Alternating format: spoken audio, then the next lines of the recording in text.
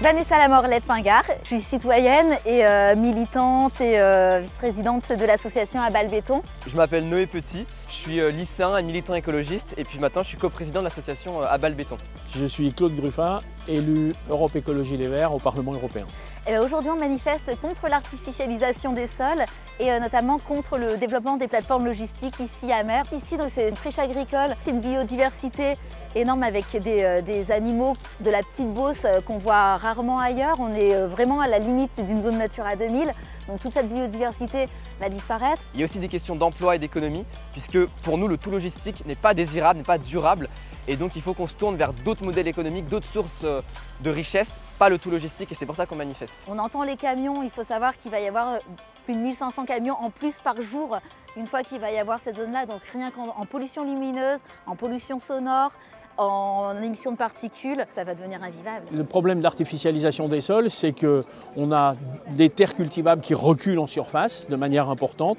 Un département tous les 7 ans en France disparaît. Alors sur le sujet précisément ici à Mer, on est plus sur un sujet biodiversité. Pourquoi? Parce que ce sont des terres en friche qui sont utilisées, donc pas des bonnes terres agricoles. Donc on prive la biodiversité des seuls espaces qui lui restent pour pouvoir se maintenir, se développer et s'enrichir. En fait, le sens d'un élu, c'est d'être dans les institutions et sur les territoires.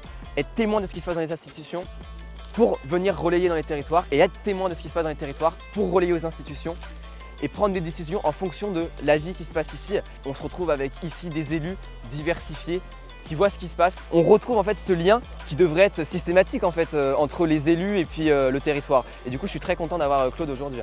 Je suis là pour soutenir des militants sur les territoires qui, eux, vont, par leurs actions, faire prendre conscience à un plus large public de la nécessité de la transition écologique et des sujets locaux sur cette question-là, de manière à ce qu'on ait des gouvernances demain qui aient des élus en nombre suffisant pour pouvoir prendre des décisions fortes pour accompagner cette transition écologique. Des jeunes, comme il y en a eu plein aujourd'hui, il faut vraiment qu'on prenne la relève et qu'on se fasse entendre, qu'on fasse entendre qu'on veut un avenir désirable. Pour moi, ma génération, c'est vraiment celle qui va vivre le dérèglement climatique cataclysmique. C'est celle qui est en train de vivre l'effondrement du vivant, c'est celle qui est en train de vivre toutes les plus grosses crises qu'on n'a jamais traversées. En fait, ça me fait peur, mais en même temps, ça ne me désespère pas.